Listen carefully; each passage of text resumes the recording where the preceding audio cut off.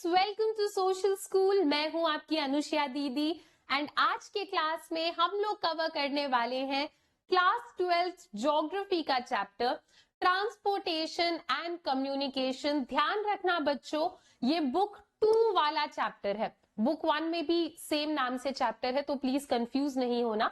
ये बुक 2 का चैप्टर है। आज के क्लास में इस चैप्टर का 1 शॉट है, मतलब इस एक ही क्लास में पूरे चैप्टर को खत्म करने वाले हैं। आगे बढ़ने से पहले यहाँ जितने भी न्यू स्टूडेंट्स हैं, चैनल को सब्सक्राइब कर लो ह्यूमैनिटीज से रिलेटेड बेस्ट वीडियोस के लिए। और जो हमारे पुराने स्टूडेंट्स हैं, सेशन को लाइक करो, सेशन शेयर करो, सबको बताओ कि दीदी लाइव है। फिर स्टार्ट करते हैं हम अपना आज का सेशन। एनसीईआरटी खोलो, एकदम ध्यान लगाकर, मन लगाकर सुनो, आसान लगेगा तुम्हें ये चैप्टर। चलो स्टार्ट करते हैं। तो क्या कह रहे हैं कि हम लोग अपने डेली लाइफ में अलग अलग टाइप के सामान को यूज करते हैं, जैसे कि टूथपेस्ट, सोप, फूड आइटम और भी बहुत सारी चीजें, है ना। ये सारी चीजें अक्सर हम लोग मार्केट में जाकर खरीदते हैं। पर क्या आपने कभी ये सोचा है कि ये सारी चीजें मार्केट तक कैसे पहुंचती होंगी? जैसे टूथपेस्ट मान लो, वो मार्केट में थोड़ी बनती होगी, किसी और कंपनी में कहीं दूर बनता होगा। तो वो साइट ऑफ प्रोडक्शन, मतलब टूथपेस्ट जहां पर बन रहा है, वो वहां से मार्केट तक कैसे पहुंच रहा होगा, है ना। हमें जो भी सामान चाहिए होता है वो हमें आसानी से मार्केट में मिल जाता है। तो कैसे होता है कि फैक्ट्री से एक सामान मार्केट तक आता है? ये होता है ट्रांसपोर्टेशन के वजह से। ट्रांसपोर्टेशन मतलब कोई भी एक ऐसा जरिया जिससे आप इंसानों को या सामान को एक जगह से दूसरी जगह तक पहुंचा पाओ। ठीक है, तो ट्रांसपोर्टेशन के वजह से ये आइटम्स फैक्ट्री से मार्केट तक ले जाए जाते हैं, जहां पर मार्केट में कंज्यूमर्स इन प्रोडक्ट्स को खरीद पाते हैं, है ना। तो डेली लाइफ में हमें ऐसे अलग अलग सामान मिलते हैं, फ्रूट्स, वेजिटेबल, बुक्स, क्लोथ्स, ये सब तो मिलते ही हैं। इसके अलावा डेली लाइफ में आइडियाज, व्यूज, मैसेजेस, ये सब भी एक्सचेंज होते हैं। ठीक है, do you know we exchange our views, ideas and message from one place to another और one individual to another while communicating with the help of various means। तो एक इंसान अपने व्यू को किसी और देश तक कैसे पहुंचा सकता है? कम्युनिकेशन के थ्रू। अगर आप इंटरनेट यूज करो, कॉल करो, मैसेज करो, तो ये सब कम्युनिकेशन के तरीके हैं जिससे हम अपने व्यूज, आइडिया और सोच विचार को एक दूसरे के साथ शेयर कर सकते हैं। ठीक है, use of transport and communication depends upon our need to move things from place of their availability। Human beings use various method। कह रहे हैं कि ट्रांसपोर्टेशन और कम्युनिकेशन कितना ज्यादा यूज होगा वो इस चीज के ऊपर डिपेंड करता है कि हमें कितनी ज्यादा जरूरत है, एक जगह पर वो सामान अवेलेबल है या नहीं है। ठीक है, तो मान लो कि कोई एक ऐसा शहर है जहां पर उन्हें कोई पर्टिकुलर फ्रूट चाहिए ही चाहिए, पर उनके शहर में वो फ्रूट नहीं बनता, तो उन्हें कहीं और से ट्रांसपोर्टेशन करा के अपने यहाँ पर वो फ्रूट लाना पड़ेगा। तो ह्यूमंस अलग अलग तरीकों को यूज करके सामान को एक जगह से दूसरी जगह लेकर जाते हैं, या ह्यूमंस अलग अलग तरीकों को यूज करके आइडियाज को भी एक जगह से दूसरी जगह लेकर जाते हैं। तो सबसे पहले ट्रांसपोर्ट के बारे में पढ़ लेते हैं। ट्रांसपोर्टेशन करने के 3 तरीके हैं। आप जमीन से कर सकते हो ट्रांसपोर्टेशन, या फिर पानी से या एयर से। लैंड ट्रांसपोर्टेशन में आ जाता है रोड से ट्रैवल करना, या ट्रेन यूज करना, या पाइपलाइन यूज करना। वाटर को यूज करने में, वाटर ट्रांसपोर्टेशन में क्या आ जाता है? Inland waterway. इनलैंड वाटरवे मतलब जब हम लेक या रिवर, इन सब के ऊपर ट्रांसपोर्टेशन करते हैं तो उसे इनलैंड वाटरवे कहा जाता है। और एक होता है सी वे या फिर ओशियानिक रूट। सी वे या ओशियानिक रूट मतलब जब आप समुद्र, सी या फिर ओशन को ओशन के ऊपर से ट्रैवल करते हुए जाओ तो उसे ओशियानिक रूट कहते हैं। एयर ट्रांसपोर्टेशन में भी क्या आ जाता है? नेशनल और इंटरनेशनल। अगर आप अपने देश के अंदर ही ट्रैवल कर रहे हो वो नेशनल हो गया, अगर आप अपने देश के बाहर फ्लाइट लेकर जा रहे हो तो वो इंटरनेशनल के कैटेगरी में आ जाएगा। अभी हम अपना नेक्स्ट टॉपिक देखते हैं, पर उससे पहले स्टूडेंट्स आप लोगों के लिए एक बहुत इंपॉर्टेंट अनाउंसमेंट है। फिलहाल क्योंकि न्यू ईयर टाइम चल रहा है तो अनअकैडमी आप लोगों के लिए लेकर आया है हमारे सारे बैचेस पर 60% तक का डिस्काउंट। तो इस न्यू ईयर आप कर सकते हो अनअकैडमी के साथ शाइन, और इस न्यू ईयर हम सब साथ में मिलके बोर्ड एग्जाम को क्रैक करेंगे। पर ध्यान रखना बच्चों, ये डिस्काउंट सिर्फ और सिर्फ जनवरी 4 रात 12 बजे तक है, और इस डिस्काउंट को यूज करने के लिए बैच ज्वाइन करते टाइम आपको कोड यूज करना होगा अनुष्या, ANUSHYA। इसका मतलब है कि ये परफेक्ट टाइम है हमारे विजेता फास्ट ट्रैक ह्यूमैनिटीज बैच को ज्वाइन करने का, जहां पर लाइव क्लासेस होंगी, मॉक टेस्ट होगा, इसके अलावा डाउट सॉल्विंग सेशंस भी होंगे, हम आपको नोट्स भी देंगे। ये बैच आपको सिर्फ और सिर्फ ₹699 में मिल जाएगा, और इस प्राइस में आपको history, political science, geography, English, economics, ये सब कुछ मिलेगा। जिन भी बच्चों को ये बैच ज्वाइन करना है, इस बैच को अगर आप ज्वाइन करते हो तो बोर्ड एग्जाम से पहले पहले हम चैप्टर 1 से स्टार्ट करके पूरा सिलेबस खत्म करने वाले हैं। बैच को ज्वाइन करने का लिंक वीडियो के डिस्क्रिप्शन में है। जब आप लिंक के ऊपर क्लिक करोगे आपसे आपका फोन नंबर मांगा जाएगा, फोन नंबर डाल दो, फोन पे एक OTP आएगा, OTP डाल दो, फिर ये पेज ओपन होगा। इस पेज में सेलेक्ट करो कि आपको हमारा बैच कितने महीने के लिए चाहिए, और फिर यहाँ पर एक रेफरल कोड मांगा जाएगा। रेफरल कोड में आपको लिख देना है अनुष्या, ANUSHYA। अनअकैडमी में तुम्हारी दीदी का नाम चलता है, जैसे ही तुम ये कोड लगाओगे तुम्हें मैक्सिमम डिस्काउंट मिलेगा। उसके बाद प्रोसीड टू पे के ऊपर क्लिक करो, अपना पेमेंट करो, और आपको हमारी क्लासेस दिखने लग जाएंगी। कूल है? चलो आगे बढ़ते हैं बच्चों, नेक्स्ट टॉपिक पर आते हैं। पहला टॉपिक है हमारा लैंड ट्रांसपोर्टेशन।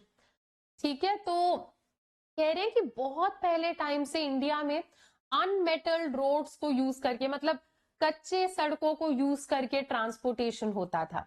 जैसे जैसे इकोनॉमी और टेक्नोलॉजी डेवलप हुई तो हम मेटल रोड्स बनाने लगे, पक्की सड़कें बनाने लगे, रेलवे का भी यूज करने लगे जब हमें लगा कि कोई बहुत भारी सामान एक जगह से दूसरी जगह लेकर जाना है। लोगों को एक जगह से दूसरी जगह भी हम रेलवे के थ्रू ले जा सकते हैं। इसके अलावा रोप वे, केबल वे और पाइपलाइन जैसे तरीकों को भी हमने यूज करके पर्टिकुलर गुड्स को एक जगह से दूसरी जगह पहुंचाना स्टार्ट कर दिया। ओके, अब रोड ट्रांसपोर्ट के बारे में पहले थोड़ा सा पढ़ते हैं। ठीक है, India has one of the second largest road network in the world. India का जो रोड नेटवर्क है वो पूरे वर्ल्ड में सेकेंड लार्जेस्ट है। टोटल रोड लेंथ हमारे देश में कितनी है? 62.16 लाख किलोमीटर। ठीक है, नेक्स्ट, कुछ अराउंड 85% पैसेंजर्स और कुछ अराउंड 70% फ्रेट, फ्रेट मतलब सामान वगैरह, तो कुछ अराउंड 70% सामान जो है वो रोड से हर साल कैरी किया जाता है। तो अगर आपको शॉर्ट डिस्टेंस कवर करना है तो रोड ट्रांसपोर्टेशन बेस्ट तरीका रहेगा। ठीक है, तो कह रहे हैं road transport was very limited. World war 2 से पहले पहले इंडिया में रोड ट्रांसपोर्टेशन काफी कम यूज किया जाता था। सबसे पहली बार 1943 में हमने ये अटेम्प्ट करा कि चलो रोड ट्रांसपोर्टेशन को थोड़ा डेवलप करते हैं। 1943 में हम लेकर आए थे नागपुर प्लान। इस प्लान में ये बोला गया कि हमें रोड ट्रांसपोर्टेशन के ऊपर थोड़ा ध्यान देना है, पर इस प्लान को हम अच्छे से इंप्लीमेंट नहीं कर पाए। क्यों नहीं कर पाए? क्योंकि उस दौरान प्रिंसली स्टेट, ब्रिटिशर्स, इन दोनों के बीच में तालमेल, कोऑर्डिनेशन अच्छा नहीं था, तो चीजों को इंप्लीमेंट करवाना बहुत मुश्किल रहता था। ठीक है, नेक्स्ट, फिर हमें आजादी मिल जाती है। उसके बाद 20 ईयर रोड प्लान 1961 में इंट्रोड्यूस किया जाता है, जिसका मकसद था इंडिया के रोड्स के कंडीशंस को और बेहतर बनाना। ठीक है, पर आज के टाइम पर भी हम देखते हैं कि शहरों के अराउंड सड़कें फिर भी थोड़ी अच्छी हैं, गांव में या थोड़े दूर के इलाकों में रोड की कनेक्टिविटी थोड़ी थोड़ी कम है। ओके, नेक्स्ट आपको बता रहे हैं for the purpose of construction and maintenance. अगर हम कंस्ट्रक्शन और मेंटेनेंस के पॉइंट ऑफ व्यू से सोचे तो हमने रोड्स को अलग अलग कैटेगरी में बांट रखा है, जैसे कि national highway, state highway, major district road and rural roads. इन सब के बारे में एक एक करके पढ़ेंगे, पर उससे पहले हमारे चैप्टर में एक छोटू सा बॉक्स दे रखा है, वो बॉक्स कवर कर लेते हैं। शेरशाह सूरी जो थे उन्होंने एक रोड बिल्ड करी थी जिसे शाही रोड बोला जाता था। ठीक है, शाही मतलब रॉयल रोड। एंड इस रोड का क्या मकसद था? To strengthen and consolidate his empire, अपने एम्पायर को और स्ट्रॉन्ग बनाना। इंडस वैली से लेकर बंगाल तक अपने रोड को, अपने एम्पायर को और स्ट्रॉन्ग बनाने के लिए शेरशाह सूरी एक रोड बनाते हैं जिसे शाही रोड बोला जाता है। बाद में इसी रोड को रीनेम करके इस रोड का नाम रख दिया जाता है ग्रैंड ट्रंक रोड। ये ब्रिटिशर्स करते हैं, ब्रिटिश पीरियड में ऐसा होता है। ग्रैंड ट्रंक रोड को ही जीटी रोड भी कहा जाता है। ये रोड कैलकाटा और पेशावर को कनेक्ट करती है। आज के टाइम पर ये रोड अमृतसर से कोलकाता तक जाती है। ठीक है, पहले ब्रिटिश पीरियड का बता रखा है, आज के टाइम पे अमृतसर से कोलकाता तक ये रोड जाती है। चलो नेक्स्ट नेशनल हाईवेज के बारे में थोड़ा सा डिस्कस करते हैं। ठीक है, ये ऐसे मेन रोड्स हैं जिनको कंस्ट्रक्ट करना और मेंटेन करना सेंट्रल गवर्नमेंट का काम होता है। ठीक है, तो ऐसे रोड्स जिन्हें कंस्ट्रक्ट और मेंटेन सेंट्रल गवर्नमेंट करती है, ऐसे रोड्स को नेशनल हाईवे कहा जाता है। अक्सर ये रोड अलग अलग स्टेट को कनेक्ट करते हैं अच्छे से। ठीक है, लोगों को एक जगह से दूसरी जगह अगर जाना हो या अगर हमें सामान को एक जगह से दूसरी जगह ले जाना हो तो ये रोड्स हमारे लिए बहुत ज्यादा यूजफुल रहते हैं। ठीक है, इन्हीं स्टेट्स को यूज करके स्टेट के कैपिटल और मेजर शहरों को कनेक्ट किया जाता है। अक्सर ये रोड इंपॉर्टेंट पोर्ट और रेलवे स्टेशंस को भी कनेक्ट करते हैं। 1951 तक इंडिया के पास टोटल नेशनल हाईवे की लेंथ कितनी थी? 19,700 किलोमीटर। पर 2020 तक आते आते हमारे रोड्स और बढ़ गए। तो 2020 का डेटा हमें बताता है कि इस दौरान इंडिया में 1,36,440 किलोमीटर तक नेशनल हाईवेज थे। ठीक है, अब आपको क्या कह रहे हैं, इंडिया में जितनी भी टोटल रोड है उसमें से सिर्फ 2% रोड नेशनल हाईवे के कैटेगरी में आती है। ठीक है, इंडिया के पास जितनी भी रोड है उसमें से सिर्फ 2% नेशनल हाईवे है। पर ये नेशनल हाईवेज इतने इंपॉर्टेंट है कि इंडिया का 40% रोड ट्रैफिक इन्हीं नेशनल हाईवेज की वजह से संभलता है। ठीक है, next NHAI national highway authority of India को 1995 में बनाया जाता है। ये लोग काम करना स्टार्ट कर देते हैं। ओके, तो ये एक ऑर्गेनाइजेशन है जो कि मिनिस्ट्री ऑफ सरफेस ट्रांसपोर्ट के अंडर आती है। इनको ये काम दे रखा है कि इन्हें नेशनल हाईवेज का डेवलपमेंट, मेंटेनेंस और ऑपरेशन का ध्यान रखना है। अगर रोड के क्वालिटी की बात आए, क्वालिटी को इंप्रूव करना, ये काम भी हमने नेशनल हाईवे को ही, ठीक है, नेशनल हाईवे के क्वालिटी वगैरह को डेवलप करना, ये काम भी हमने NHAI को ही दे रखा है। ओके, तो अब आपको बता रहे हैं कि NHAI ने कुछ बहुत बढ़िया प्रोजेक्ट्स भी करके दिखाए हैं। जैसे उनमें से एक है गोल्डन क्वाड्रिलेटरल। गोल्डन क्वाड्रिलेटरल एक 5846 किलोमीटर लॉन्ग रोड है। ठीक है, जो कि इंडिया के 4 बहुत ही इंपॉर्टेंट इलाकों को कनेक्ट करता है, दिल्ली, मुंबई, चेन्नई और कोलकाता। क्वाड्रिलेटरल का मतलब होता है 4 साइड्स, तो ये 4 इंपॉर्टेंट शहरों को कनेक्ट कर रहा है। ठीक है, तो जब से गोल्डन क्वाड्रिलेटरल बना है, इन 4 इलाकों के बीच का डिस्टेंस और ट्रैवल टाइम काफी ज्यादा कम हो गया है। तो ये गोल्डन क्वाड्रिलेटरल का मैप है आप लोगों के रेफरेंस के लिए। ये ब्लू लाइन देखो, दिल्ली, मुंबई, चेन्नई और कोलकाता को गोल्डन क्वाड्रिलेटरल ने इस तरीके से कनेक्ट कर रखा है। डन, चलो आगे बढ़ते हैं, नेक्स्ट पे आ जाओ। एक और प्रोजेक्ट जो कि NHAI ने करा है वो है north south and east west corridor. North south corridor क्या कर रहा है, ये श्रीनगर को कनेक्ट कर रहा है कन्याकुमारी से, तमिलनाडु से, है ना। तो ये 4076 किलोमीटर लॉन्ग रोड है। तो जैसा नाम से लग रहा है, नॉर्थ साउथ कॉरिडोर इंडिया के नॉर्थ और साउथ को कनेक्ट कर रहा है। ईस्ट वेस्ट कॉरिडोर इंडिया के ईस्ट और वेस्ट इलाके को कनेक्ट कर रहा है। तो ये आसाम को कनेक्ट कर रहा है गुजरात से, और इस रोड की लेंथ क्या है, 3640 किलोमीटर। तो देख लो आप लोग, इसमें ये जो रेड लाइन है ये तो गोल्डन क्वाड्रिलेटरल है, ये हमने कर लिया।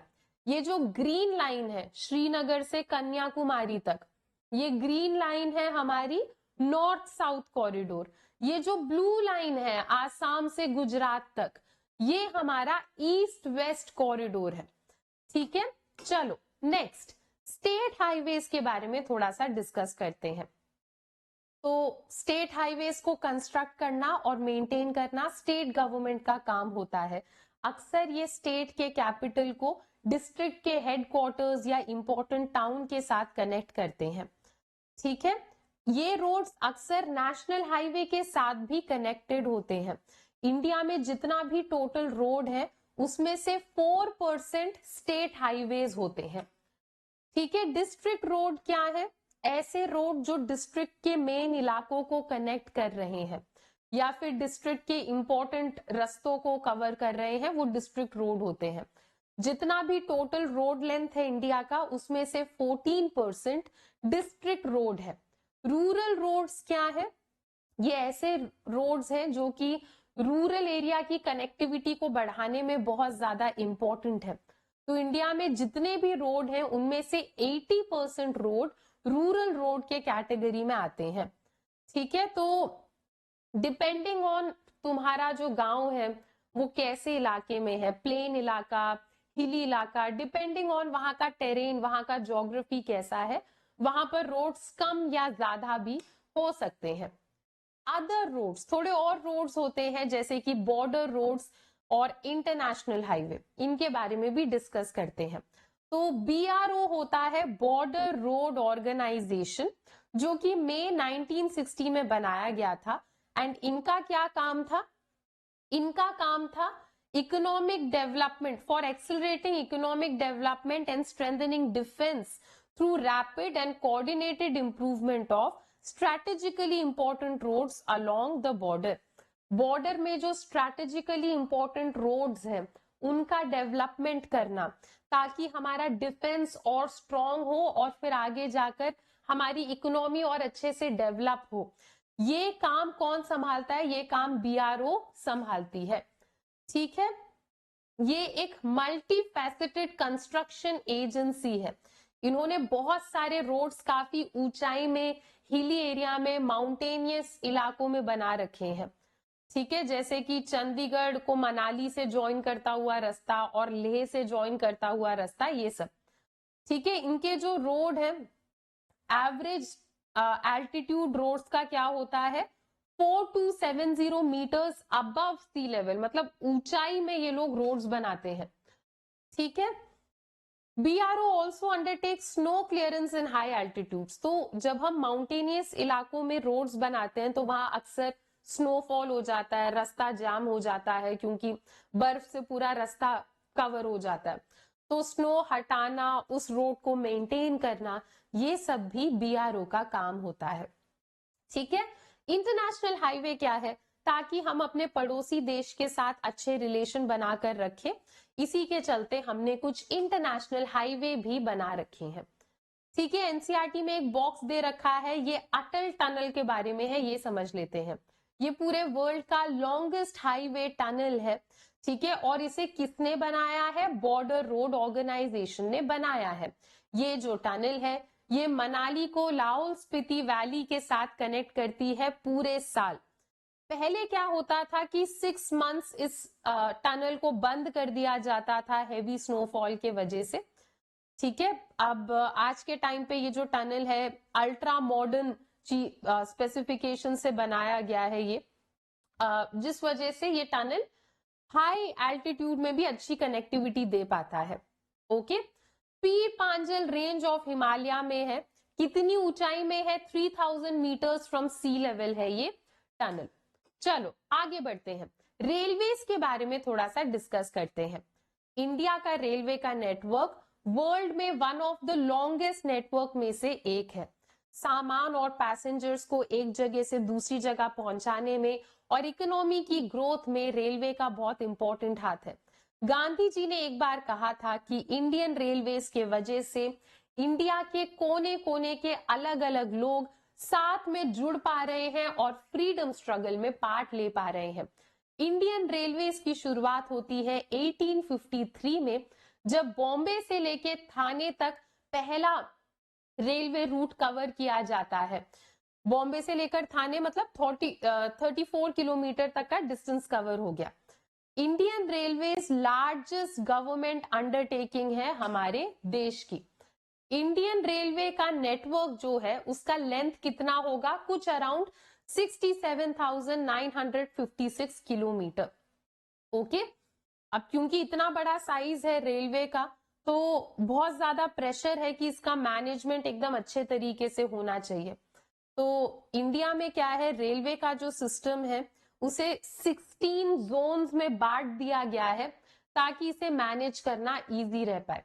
इसके अलावा डिपेंडिंग ऑन कि रेलवे का जो ट्रैक है उसकी चौड़ाई कितनी है, उसका विड्थ कितना है, ठीक है, उस हिसाब से हम रेलवे ट्रैक को ऐसे अलग अलग कैटेगरी में बांट सकते हैं। ठीक है, डिपेंडिंग ऑन रेलवे के ट्रैक का विड्थ कितना है उस हिसाब से हम रेलवे को 3 कैटेगरी में बांट सकते हैं। एक होता है ब्रॉड गॉज। ब्रॉड गॉज मतलब जब रेलवे ट्रैक की चौड़ाई कितनी होती है? 1.676 मीटर। ठीक है, तो ब्रॉड गॉज लाइंस टोटल हमारे देश में कितनी है? 63,950 किलोमीटर। मीटर गॉज मतलब जब रेलवे ट्रैक का विड्थ 1 मीटर जितना होता है, तो हमारे देश में टोटल मीटर गॉज वाले रेलवे ट्रैक्स कितने हैं? 2402 किलोमीटर। नैरो गॉज क्या होता है? जब रेलवे का चौड़ाई 0.762 से लेकर 0.6 के बीच में हो।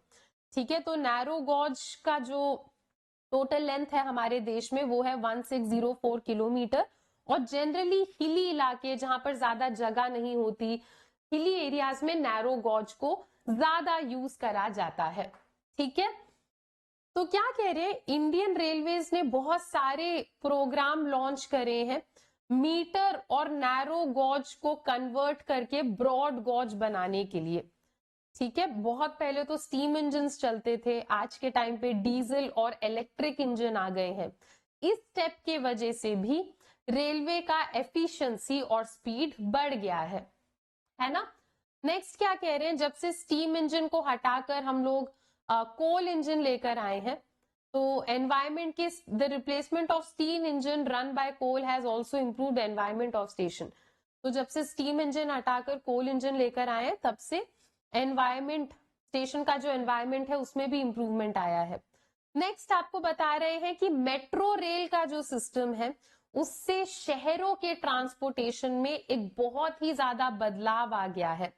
इसके अलावा आपको बता रहे हैं कि अगर हम डीजल को रिप्लेस कर दें, डीजल बसेस को रिप्लेस करके सीएनजी रन व्हीकल्स के ऊपर अगर हम फोकस करें तो भी हम शहरों में एयर पोल्यूशन को काफी ज्यादा कम कर पाएंगे।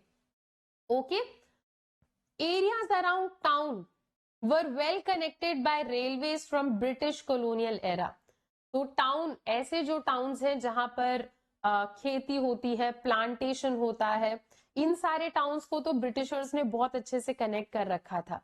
ठीक है, तो ऐसे जो भी इलाके थे जो डेवलप्ड थे, जहां से रिसोर्सेस को लूट सकते थे ब्रिटिशर्स, उन सारे इलाकों में ब्रिटिशर्स ने अच्छे से कनेक्टिविटी बनाने के लिए रेलवे का काम स्टार्ट कर दिया था। पर जब हमें आजादी मिलती है तो हम इस रेलवे के काम को और आगे लेकर जाते हैं। The most significant development has been development of Konkan Railway along western coast, providing direct link between Mumbai and Mangaluru. Railway में ही एक बहुत इंपॉर्टेंट रेलवे है कोंकण रेलवे, जो कि मुंबई और मैंगलुरु को कनेक्ट करता है। ठीक है, नेक्स्ट कोंकण रेलवे के बारे में थोड़ा सा और पढ़ लेते हैं। ठीक है, ये कब हुआ था कंप्लीट? इसका कंस्ट्रक्शन 1998 में कंप्लीट हो गया था। ये एक 760 किलोमीटर लॉन्ग रेलवे रूट है जो कि महाराष्ट्र को कर्नाटका के साथ कनेक्ट करता है। इंजीनियरिंग में ही ये बहुत बढ़िया प्रोजेक्ट माना जाता है, इंजीनियरिंग मार्वल माना जाता है इसे। ये रेलवे 146 रिवर्स को पार करता है, स्टीम्स और कुछ अराउंड 2000 ब्रिजेस और 91 टनल्स को भी कवर करता है। एशिया का largest tunnel which is nearly 6.5 kilometre long also lies on this route. इसी रूट में एशिया का लार्जेस्ट टनल भी पड़ जाता है। ओके, महाराष्ट्र, गोवा और कर्नाटका जो है ये इस प्रोजेक्ट में पार्टनर्स रहे हैं। चलो आगे बढ़ते हैं। रेलवे जो है वो ट्रांसपोर्टेशन के लिए एक बहुत बढ़िया जरिया है। ऐसे इलाके जहां पर हिल्स हैं, माउंटेन्स हैं, या नॉर्थ ईस्टर्न इलाके या सेंट्रल पार्ट्स ऑफ इंडिया और राजस्थान जैसे इलाकों में फिर भी रेलवे का कनेक्टिविटी हल्का सा कम है। ठीक है, नेक्स्ट टॉपिक है हमारा वाटर ट्रांसपोर्ट। वाटर ट्रांसपोर्ट एक बहुत बढ़िया मोड ऑफ ट्रांसपोर्टेशन है, लोगों के लिए भी और सामान के लिए भी। ये सबसे सस्ता तरीका है ट्रांसपोर्टेशन का। अगर आपको कोई बहुत भारी सामान एक जगह से दूसरी जगह लेकर जाना है तो ये वाटर ट्रांसपोर्टेशन बेस्ट तरीका रहेगा। फ्यूल एफिशिएंट है, इको फ्रेंडली भी है कंपैरेटिवली। वाटर ट्रांसपोर्ट दो टाइप के होते हैं, एक है इनलैंड वाटरवे। इनलैंड वाटरवे मतलब जो लेक्स, रिवर्स इन सबको कवर करे, और एक है ओशियानिक वाटरवेज जो बड़े बड़े ओशंस को कवर करे। इनलैंड वाटरवे जो है, रेलवेज के आने से पहले इनलैंड वाटरवे बहुत ज्यादा यूज होता था, पर जैसे जैसे सड़कें अच्छे से बनने लगी और रेलवे बनने लगा तो इनलैंड वाटरवे का जो वो हाइप था वो धीरे धीरे कम होने लग जाता है। ठीक है, नेक्स्ट क्या कह रहे हैं कि आजकल के टाइम पे ना लोग रिवर के वाटर के डायरेक्शन को भी चेंज कर देते हैं, है ना। कई बार रिवर वाटर को बहुत ज्यादा इरिगेशन के लिए यूज करने के लिए ये लोग रिवर वाटर के डायरेक्शन को चेंज कर देते हैं। ऐसा अगर कर दो तो फिर तुम उस रिवर से कुछ खास ट्रांसपोर्टेशन नहीं कर पाओगे। तो ये भी एक दिक्कत है कि आज के टाइम पे इनलैंड वाटरवे में रिवर को डाइवर्ट करा जा रहा है, तो उस रिवर को हम यूज नहीं कर पा रहे हैं ट्रांसपोर्टेशन के लिए। इंडिया में 14,500 किलोमीटर एरिया ऐसा है जिसको तुम वाटरवे से कवर कर सकते हो। ठीक है, तो कंट्री का अराउंड 1% ट्रांसपोर्टेशन इस तरीके से किया जा सकता है। इनलैंड वाटरवे में आ जाता है जब तुम रिवर, कैनाल, बैक वाटर या क्रीक को यूज करके ट्रांसपोर्टेशन करो। तो आज के टाइम पे 5685 किलोमीटर नदियां ऐसी होंगी जिनको कवर किया जा सकता है आसानी से। ठीक है, ताकि वाटरवेज को हम और डेवलप करें, मेंटेन करें अपने देश में, इसी इरादे के साथ 1986 में इनलैंड वाटरवे अथॉरिटी को बनाया गया था। और हमारी गवर्नमेंट ने, मैं भी आपको बताऊंगी, हमारी गवर्नमेंट ने इन सारे वाटरवेज में नेशनल वाटरवे डिक्लेयर कर दिया है। ये एक बॉक्स है जो कि आपके एनसीईआरटी में दे रखा है, एंड पूरा याद करने की से जरूरत नहीं है, पर फॉर एग्जाम्पल तुम्हें पता होना चाहिए NW1 क्या कवर करता है, इलाहाबाद से हल्दिया।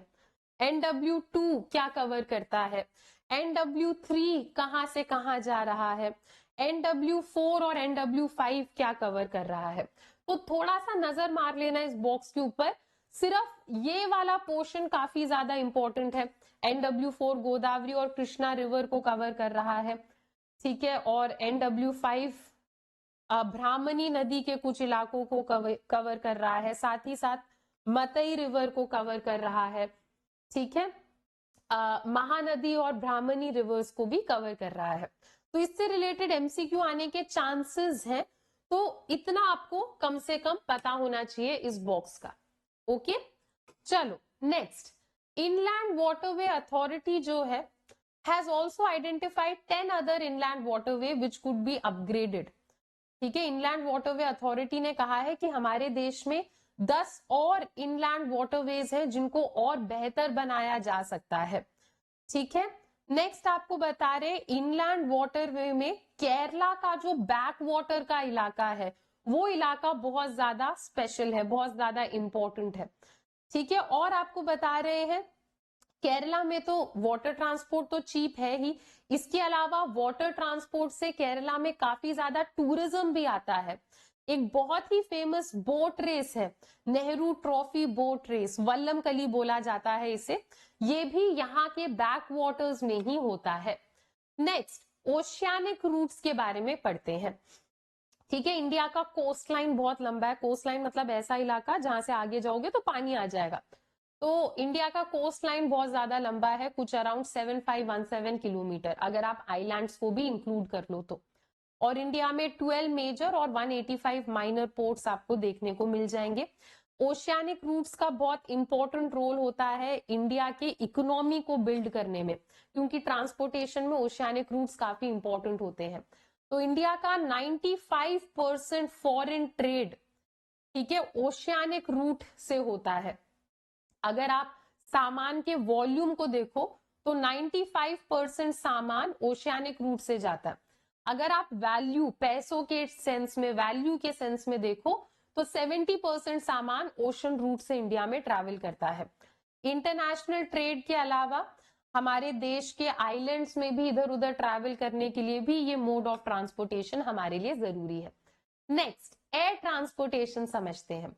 ये फास्टेस्ट तरीका है ट्रांसपोर्टेशन का। अगर आपको एक जगह से दूसरी जगह बहुत जल्दी जाना है तो एयर ट्रांसपोर्ट से जाओ। ठीक है, एयर ट्रांसपोर्टेशन से ट्रैवल टाइम काफी ज्यादा कम हो गया है। इंडिया जैसे बड़ी कंट्रीज में, 7th लार्जेस्ट कंट्री है हमारी, इंडिया जैसी कंट्री में एयर ट्रांसपोर्टेशन का अच्छे से डेवलप होना जरूरी है, ताकि हम अलग अलग इलाकों में जल्दी पहुंच पाए। नेक्स्ट क्या कह रहे हैं, 1911 में एयर ट्रांसपोर्टेशन की शुरुआत हुई थी इंडिया में। इस दौरान एयर मेल ऑपरेशन स्टार्ट हुआ था और स्टार्टिंग में हमने छोटा सा 10 किलोमीटर का रास्ता कवर करा था इलाहाबाद से। ठीक है, पर असली डेवलपमेंट एयरवे में आजादी मिलने के बाद हमारे देश में होना स्टार्ट होता है। एयरपोर्ट अथॉरिटी ऑफ इंडिया की रिस्पॉन्सिबिलिटी है सेफ और एफिशिएंट एयर ट्रांसपोर्टेशन को इंडिया में डेवलप करके दिखाना। ये अथॉरिटी 125 एयरपोर्ट को मैनेज करती है। साथ ही साथ एक हेलीकॉप्टर सर्विस है पवन हंस नाम से, जो कि हिली एरिया में ऑपरेट करती है। इसे टूरिज्म के लिए भी यूज करा जाता है नॉर्थ ईस्टर्न इलाकों में। ठीक है, to petroleum sector and for tourism. तो पवन हंस जो है ये पेट्रोलियम सेक्टर की भी मदद करता है एयर ट्रैवल में, और टूरिज्म में भी पवन हंस मदद कर देता है। ऑयल एंड गैस पाइपलाइन में आ जाओ। पाइपलाइन बहुत कन्वीनियंट तरीका है बहुत दूर तक लिक्विड और गैसेस को पहुंचाने का। अगर आपको कोई सॉलिड सामान एक जगह से दूसरी जगह पहुंचाना है तो वो तभी हो पाएगा अगर आप सॉलिड को थोड़ा सा स्लरी में, मतलब एक कीचड़ टाइप के चीज में कन्वर्ट कर दो, है ना। एकदम सॉलिड पत्थर तो तुम नहीं भेज पाओगे पाइपलाइन से, पर तुम अगर उसे थोड़ा स्लरी सा, थोड़ा लिक्विडी सा बना दो तो तुम उसे कर पाओगे। ऑयल इंडिया लिमिटेड जो है ministry of petroleum and natural gas के अंडर काम करता है। और OIL का क्या काम है, एक्सप्लोरेशन, प्रोडक्शन और ट्रांसपोर्टेशन ऑयल का एक जगह से दूसरी जगह कराना। 1959 में ये स्टार्ट हुआ था एक कंपनी की तरह। Okay, Asia first cross country pipeline was constructed by OIL। ठीक है, OIL ने एशिया का सबसे पहला क्रॉस कंट्री पाइपलाइन बनाकर दिखाया, जो कि आसाम और बिहार को कनेक्ट कर रहा था और 1157 किलोमीटर लॉन्ग था। थोड़े टाइम के बाद 1966 में इसे कानपुर तक खींच के बड़ा कर दिया जाता है। नेक्स्ट, गेल इंडिया लिमिटेड जो है 1984 में सेटअप हुआ था। ठीक है, और पब्लिक सेक्टर अंडरटेकिंग था जिसका काम था नेचुरल गैस को प्रोसेस करना और एक जगह से दूसरी जगह लेकर जाना। ठीक है, तो हमारा जो पहला क्रॉस कंट्री गैस पाइपलाइन है वो गेल ने बनाया था। ये मुंबई हाई को लिंक कर रहा था। ठीक है, और ये ऐसे इलाकों को लिंक कर रहा था जहां से नेचुरल गैस काफी आसानी से मिल रहा था। वेरियस फर्टिलाइजर, पावर और इंडस्ट्रियल कामों के लिए भी ये पाइपलाइन बहुत ज्यादा इंपॉर्टेंट है। ओके, तो this artery provided impetus to Indian gas market development. Pipeline के वजह से इंडिया के गैस मार्केट में काफी ज्यादा डेवलपमेंट आया। Overall India's gas infrastructure has expanded over 10 times. कह रहे हैं कि ओवरऑल इंडिया का जो गैस इंफ्रास्ट्रक्चर है वो कुछ अराउंड 10 गुना बढ़ गया है। ठीक है, और हमारे अंदाजे से आगे आने वाले टाइम के अंदर ये 34,000 किलोमीटर तक बढ़ जाएगा, और आगे आने वाले टाइम में हमारे पाइपलाइन इंडिया के ऑलमोस्ट सारे गैस सोर्सेस को मार्केट के साथ कनेक्ट कर पाएगा, और नॉर्थ ईस्टर्न स्टेट्स में भी गैस की कनेक्टिविटी इंक्रीज होने लगेगी। तो ये तो पूरा ट्रांसपोर्टेशन हो गया। अब हमारा नेक्स्ट टॉपिक है कम्युनिकेशन। तो हम ह्यूमंस ने टाइम के साथ साथ अलग अलग तरीकों को इवॉल्व करा है कम्युनिकेशन करने का। बहुत पहले के टाइम पे तो क्या होता था, अगर राजा लोगों को कोई बात पहुंचानी होती थी प्रजा तक, तो राजा लोग कुछ लोगों को भेजते थे जनता के पास। वो लोग बहुत तेज ड्रम बजाते थे और अपना संदेशा देते थे जनता को। कई बार अगर एक जगह से दूसरी जगह कोई संदेश लेकर जाना होता था तो फास्ट रनर्स होते थे जो मैसेज को लेकर भागते हुए एक जगह से दूसरी जगह जाते थे। ठीक है, नेक्स्ट क्या कह रहे हैं, एनिमल्स को भी बहुत ज्यादा यूज करा जाता है कम्युनिकेशन के लिए। हॉर्स, कैमल, डॉग, बर्ड, इन सारे एनिमल्स में मैसेजेस को बांधकर उन्हें दूसरी जगह भेज दिया जाता है। ठीक है, स्टार्टिंग में कम्युनिकेशन करने के लिए हमें ट्रांसपोर्टेशन की जरूरत पड़ती थी। समझे, मतलब आज के टाइम पर अगर मुझे किसी को बताना है कुछ तो मैं उसे कॉल कर दूंगी डायरेक्टली, है ना। पर बहुत पहले के टाइम पर अगर मुझे किसी को कुछ बताना पड़ता था तो मुझे ट्रांसपोर्टेशन भी करना पड़ता था, है ना। कोई जानवर भिजवाना पड़ेगा या किसी इंसान या रनर को भेजना पड़ेगा, किसी मैसेंजर को भेजना पड़ेगा। तो बहुत पहले के टाइम पे कम्युनिकेशन करने के लिए भी ट्रांसपोर्टेशन की जरूरत पड़ती थी। ठीक है, फिर उसके बाद धीरे धीरे post office, telegraph, printing press, telephone, satellite, इन सब का एक एक करके इन्वेंशन होता गया और कम्युनिकेशन करना और फास्टर और आसान बनता गया।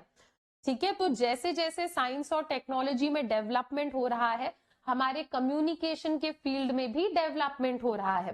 तो टेक्नोलॉजी के वजह से कम्युनिकेशन के फील्ड में एक रेवोल्यूशन आ गया है। आजकल के टाइम पे हम अलग अलग तरीकों से मैसेज एक जगह से दूसरी जगह पहुंचा सकते हैं। तो कह रहे हैं डिपेंडिंग ऑन कि तुम किस तरीके से कम्युनिकेशन कर रहे हो, कम्युनिकेशन अलग अलग टाइप के होते हैं। एक होता है पर्सनल कम्युनिकेशन। पर्सनल कम्युनिकेशन मतलब जब तुम कोई एक ऐसा संदेश देना चाहते हो सामने वाले इंसान को जो बहुत पर्सनल है, जो तुम सबको नहीं बताना चाहते। तो पर्सनल कम्युनिकेशन के लिए letter, telephone, telegram, fax, email, internet, ये सब यूज करा जाता है। मास कम्युनिकेशन क्या है, अगर कोई ऐसी बात है जो आप सबको बताना चाहते हो, जैसे अभी अगर मैं तुम्हें कुछ पढ़ा रही हूं, मैं चाहती हूँ कि इंडिया के सारे स्टूडेंट्स तक ये बात पहुंचे, है ना, तो ये मास कम्युनिकेशन हो गया। मैं एक बच्चे को नहीं, मैं पूरे इंडिया हर स्टूडेंट तक पहुंचने की कोशिश कर रही हूँ, तो ये मास कम्युनिकेशन हो गया। सेम होता है रेडियो में, टीवी में।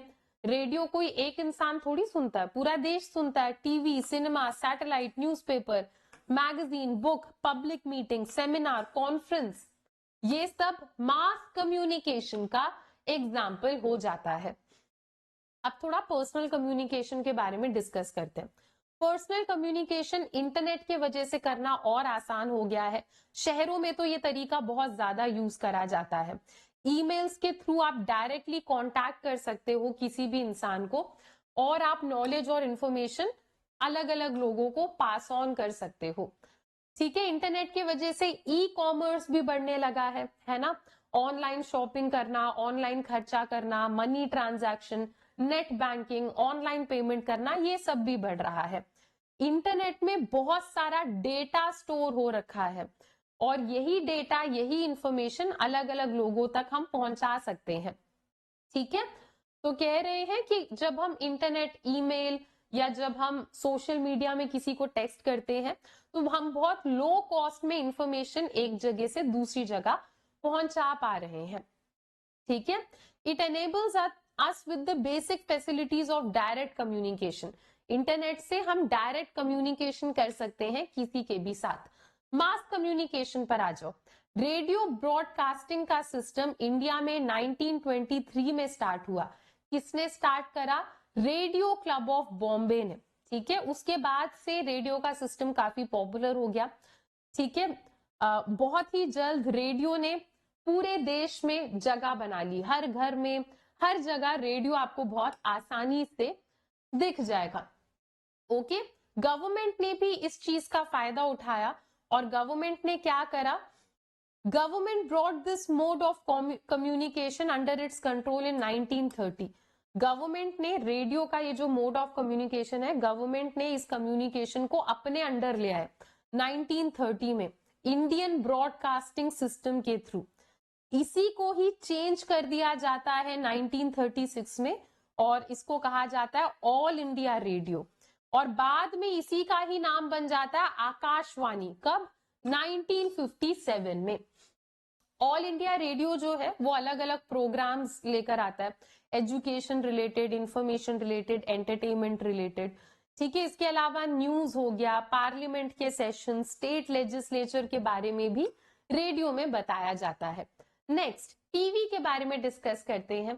टीवी में ऑडियो भी होता है, विजुअल भी होता है ना? रेडियो में तो सिर्फ ऑडियो होता है, टीवी में ऑडियो विजुअल दोनों होता है। और स्टार्टिंग में तो टीवी के सर्विस बहुत लिमिटेड थे, सिर्फ देश के कैपिटल में थे, जहां पर 1959 में स्टार्ट हुआ था। 1972 के बाद टीवी धीरे धीरे इंडिया में फैलने लगता है। ठीक है, इन 1976 TV was dealing from all India radio and got a separate identity. 1976 से पहले टीवी और रेडियो का सेम सिस्टम था, पर 1976 में टीवी के सिस्टम को ऑल इंडिया रेडियो से अलग करके एक सेपरेट पहचान दे दी। ठीक है, तो 1976 में ये ऑल इंडिया रेडियो से हटा और इसे एक अलग पहचान मिली दूरदर्शन के नाम से। ठीक है, तो जब से इनसैट ऑपरेशनल हुआ है तब से हमने देखा है कि टीवी का जो नेटवर्क है वो और स्ट्रांग हो गया। जैसे जैसे हमारे सैटेलाइट्स और डेवलप होंगे वैसे वैसे कम्युनिकेशन करने का तरीका और डेवलप होगा। सैटेलाइट कम्युनिकेशन में आ जाओ। सैटेलाइट एक बहुत बढ़िया मोड ऑफ कम्युनिकेशन है। ठीक है, तो सैटेलाइट को यूज करके कंटिन्यूअस और synoptic view of larger area has made it very vital for country due to economic and strategic region. Satellite को यूज करके आप बहुत बड़े इलाके को कंटिन्यूअसली मॉनिटर कर सकते हो। इस वजह से हमारी इकोनॉमी के लिए और स्ट्रैटेजिकल कारण के वजह से भी सैटेलाइट हमारे लिए बहुत ज्यादा इंपॉर्टेंट है। सैटेलाइट इमेजेस को यूज करके हम वेदर प्रिडिक्ट कर सकते हैं, क्या कोई नेचुरल डिजास्टर होगा ये प्रिडिक्ट कर सकते हैं, और हम अपने बॉर्डर के ऊपर भी नजर रख सकते हैं। ठीक है, तो ऑन द बेसिस ऑफ कि आप सैटेलाइट का पर्पस क्या है, इंडिया के जो सैटेलाइट सिस्टम है आप उनको दो कैटेगरी में बांट सकते हो। एक है INSAT, Indian national satellite system, और एक है IRS, Indian remote sensing satellite system. ठीक है, तो इनसैट जो है ये 1983 में बना था। ये एक मल्टीपर्पज सैटेलाइट है जो कम्युनिकेशन, मीटियोलॉजिकल ऑब्जर्वेशन के लिए यूज होता है, डेटा लेना, ठीक है, ऑब्जर्वेशन करना, टेलीकम्युनिकेशन, इन सब के लिए यूज होता है इनसैट। आईआरएस जो है ये मार्च 1988 में ऑपरेशनल हुआ था। ठीक है, और इसे हमने कहां से लॉन्च करा था आईआरएस सैटेलाइट को? रशिया में। उसके बाद से इंडिया ने अपना खुद का लॉन्चिंग व्हीकल भी डेवलप कर लिया है, PSLV, polar satellite launch vehicle. Next, ये जो सैटेलाइट है ये अलग अलग एरिया से डेटा कलेक्ट करते हैं और नीचे हम तक ये डेटा पहुंचाते हैं। नेशनल रिमोट सेंसिंग सेंटर है हैदराबाद में, यहां पर इस सारे डेटा को कलेक्ट करा जाता है और प्रोसेस किया जाता है। नेचुरल रिसोर्सेस को मैनेज करने में भी सैटेलाइट बहुत इंपॉर्टेंट होते हैं। इसी के साथ बच्चों हमारा ये चैप्टर खत्म हो गया है। ये एक वन शॉट था, तो ये क्विक रिवीजन था हमारे इस चैप्टर का। पर अभी भागो मत, आप लोगों के लिए क्वेश्चन है, जिसको भी आंसर पता है नीचे कमेंट सेक्शन में जरूर बताना। Which mode is suited for carrying a large volume of bulky material? अगर तुम्हें कोई बहुत भारी बल्कि मटेरियल एक जगह से दूसरी जगह लेकर जाना है तो इसमें से बेस्ट मोड ऑफ ट्रांसपोर्टेशन क्या होगा? रोड, ये ओ है, ठीक है, रोड, रेलवे, एयरवे या पाइपलाइन? इजी सा क्वेश्चन है, जिसको भी आंसर पता है नीचे कमेंट सेक्शन में जरूर बताना। जो भी बच्चा फास्टेस्ट आंसर देगा उस बच्चे को नेक्स्ट क्लास में शाउट आउट मिलेगा। डन? चलो बच्चों, तो आज के लिए हम इतना ही कवर करेंगे। अगर आप लोगों को ये सेशन हेल्पफुल लगा तो वीडियो को लाइक जरूर करना and show your love and support in the comment section. अभी के लिए इतना ही बच्चों, मिलते हैं अपने नेक्स्ट लेक्चर में। Till then, bye bye, take care and thank you.